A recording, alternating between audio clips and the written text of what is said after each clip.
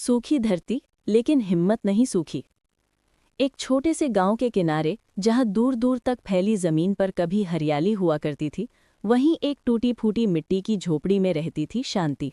लगभग 60 साल की एक बूढ़ी महिला, जिसके चेहरे पर उम्र की झुर्रियां साफ दिखाई देती थीं, लेकिन आंखों में अभी भी जीने की उम्मीद बाकी थी। उसके साथ रहती थी उसकी पोती चंदा, जो अभी केवल 12 साल की थी। चंदा ही शांति का सहारा थी और शांति ही चंदा की पूरी दुनिया।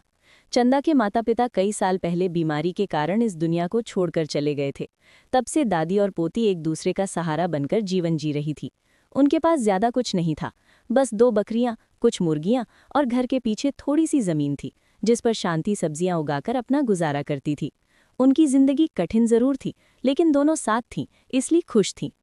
कुछ साल पहले तक गांव में पानी की कमी नहीं थी। पास में एक छोटा सा तालाब था और थोड़ी दूर पर एक कुआं था, जहां से पूरे गांव को पानी मिल जाता था। खेतों में फसल होती थी, लोग मेहनत करते थे और किसी तरह अपना जीवन चलाते थे। लेकिन इस बार मौसम ने जैसे सबकी परीक्षा लेने का फैसला कर लिया था। कई महीनों से बारिश नहीं हुई थी। सूरज की गर्मी दिन ब दिन बढ़ती जा रही थी। जमीन सूखकर फटने लगी थी। तालाब का पानी धीरे धीरे कम होता गया और एक दिन पूरी तरह सूख गया। कुएं का पानी भी नीचे चला गया। खेतों में लगी फसलें सूखने लगी।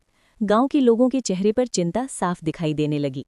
शांति रोज सुबह जल्दी उठती और खाली घड़ा लेकर कुएं तक जाती। पहले जहां पानी आसानी से मिल जाता था, अब वहां लंबी लाइन लगने लगी थी। कई बार घंटों इंतजार करने के बाद भी पानी नहीं मिलता था। चंदा भी बादी के साथ जाती और चुपचाप लाइन में खड़ी रहती। तेज धूप उनके कमजोर शरीर को और थका देती।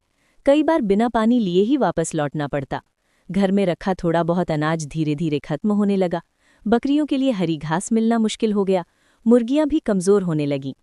एक शाम चंदा चुपचाप बैठी थी। उसने कुछ नहीं कहा, लेकिन उसकी आंखों में भूख साफ दिखाई दे रही थी। शांति समझ गई।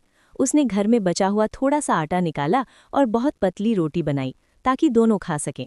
दोनों ने आधी आधी रोटी खाई। चंदा ने मुस्कुराने की कोशिश की, लेकिन उसकी मुस्कान में दर्द छुपा हुआ था। उस रात दोनों जल्दी सो गईं, ताकि भूख का एहसास कम हो सके। अगले दिन गांव में खबर फैल गई कि अगर जल्दी पानी का इंतजाम नहीं हुआ तो लोगों को गांव छोड़ना पड़ सकता है। ये सुनकर शांति का दिल बैठ गया। वो जानती थी कि उसके पास कहीं जाने का कोई सहारा नहीं है। उसकी उम्र भी इतनी नहीं थी कि वो ज्यादा मेहनत कर सके। लेकिन चंदा ने दादी का हाथ पकड़कर कहा कि हमें हिम्मत नहीं हारनी चाहिए। शांति ने अपनी पोती की आंखों में देखा और उसे अपने अंदर नई ताकत महसूस हुई। अगली सुबह दोनों पानी की तलाश में गांव से थोड़ा दूर निकल पड़ी। रास्ता आसान नहीं था। जमीन फटी हुई थी, हवा गर्म थी और चारों तरफ सूखा दिखाई दे रहा था। चलते चलते वो एक पुराने सूखे तालाब के पास पहुंची। वहां मिट्टी थोड़ी गीली दिखाई दे रही थी। चंदा ने ध्यान से जमीन को देखा और कहा कि यहाँ नीचे थोड़ा पानी हो सकता है। शांति को भी उम्मीद की एक किरण दिखाई दी। दोनों ने मिलकर अपने हाथों से मिट्टी खोदनी शुरू की। धूप तेज थी, शरीर कमजोर था, लेकिन मन में उम्मीद थी। काफी देर तक मेहनत करने के बाद मिट्टी के नीचे थोड़ी नमी दिखाई दी। उन्होंने और गहरा खोदा। कुछ देर बाद वहां थोड़ी सी पानी की बूंदें दिखाई देने लगी। शांति की आंखों में आंसू आ गए। इतने दिनों बाद उन्हें पानी की एक उम्मीद दिखाई दी। अगले दिन वे फिर वहां गईं और गड्ढे को थोड़ा और गहरा किया। धीरे धीरे वहां थोड़ा पानी इकट्ठा होने लगा। ये पानी बहुत ज्यादा नहीं था, लेकिन उनके लिए बहुत कीमती था। उन्होंने उस पानी को बहुत संभाल कर इस्तेमाल करना शुरू किया। गांव के कुछ लोगों ने भी ये देखा और वे भी मदद करने लगे। सबने मिलकर उस जगह को थोड़ा और बड़ा किया, ताकि पानी ज्यादा जमा हो सके। कुछ ही दिनों में वहां एक छोटा सा जल स्रोत बन गया। अब शांति और चंदा को पीने के लिए थोड़ा पानी मिलने लगा। शांति ने सोचा कि अगर इस पानी का सही उपयोग किया जाए तो थोड़ी खेती भी की जा सकती है। उन्होंने पास की जमीन को साफ किया और उसमें कुछ सब्जियों के बीज लगाए। चंदा रोज सुबह उस छोटे जल स्रोत से थोड़ा थोड़ा पानी लाकर पौधों में डालती। कई दिनों की मेहनत के बाद छोटे छोटे पौधे निकल आए। शांति उन्हें देखकर बहुत खुश हुई। उसे लगा जैसे उसकी जिंदगी में फिर से हरियाली लौट रही है। धीरे धीरे पौधे बड़े होने लगे। कुछ हफ्तों बाद उन पर छोटी छोटी सब्जियां आने लगी। शांति और चंदा ने थोड़ा अपने खाने के लिए रखा और थोड़ा गांव में बेच दिया। लोगों ने ताज़ी सब्जियां देखकर खुशी खुशी खरीद ली। कई दिनों बाद शांति के हाथ में पैसे आए। उसने उन पैसों से और बीज खरीदे। चंदा ने पास की सूखी घास इकट्ठा करके बकरियों के लिए चारा तैयार किया। बकरियां भी अब थोड़ी स्वस्थ होने लगी।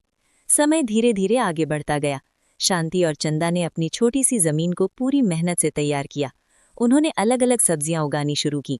अब उनके पास खाने के लिए भी था और बेचने के लिए भी। गांव के लोग भी उनकी मेहनत देखकर प्रेरित हुए। उन्होंने भी छोटे छोटे गड्ढे बनाकर पानी जमा करना शुरू किया। धीरे धीरे पूरा गांव फिर से जीवन की ओर लौटने लगा। एक दिन चंदा ने दादी से कहा कि अगर हम उस जगह के पास एक छोटा सा ठेला लगा लें जहां लोग आते जाते हैं, तो हम सब्जियां और बकरी का दूध भी बेच सकते हैं। शांति को ये बात पसंद आई। उन्होंने मिलकर एक छोटा सा ठेला तैयार किया। चंदा सुबह सब्जियां सजाती और शांति लोगों को बेचती। धीरे धीरे उनका ठेला चल पड़ा। लोग उनकी मेहनत और ईमानदारी से खुश थे। अब उनके घर का चूल्हा रोज जलने लगा था। चंदा के चेहरे पर मुस्कान लौट आई थी। शांति के दिल में सुकून था कि उसने मुश्किल समय में हार नहीं मानी। एक दिन शाम को दोनों अपने छोटे से खेत के पास बैठी थीं। सूरज ढल रहा था और ठंडी हवा चल रही थी। चंदा ने दादी का हाथ पकड़कर कहा कि हमने बहुत मुश्किलें देखीं, लेकिन हमने हिम्मत नहीं छोड़ी। शांति मुस्कुराई और बोली कि जिंदगी में परेशानी आती है, लेकिन जो इंसान मेहनत करता है, भगवान उसके लिए रास्ता जरूर बना देता है। अब उनकी झोपड़ी पहले जैसी टूटी फूटी जरूर थी, लेकिन उसमें डर नहीं था, बल्कि उम्मीद थी। उनके पास बड़ी दौलत नहीं थी, लेकिन मेहनत और आत्मसम्मान की कमाई थी। उन्होंने समझ लिया था कि गरीबी से लड़ने का सबसे बड़ा हथियार मेहनत और हिम्मत है। धीरे धीरे उनकी जिंदगी पटरी पर आ गई। गांव के लोग भी अब उन्हें सम्मान की नज़र से देखने लगे थे। उनकी छोटी सी शुरुआत ने उन्हें आत्मनिर्भर बना दिया था।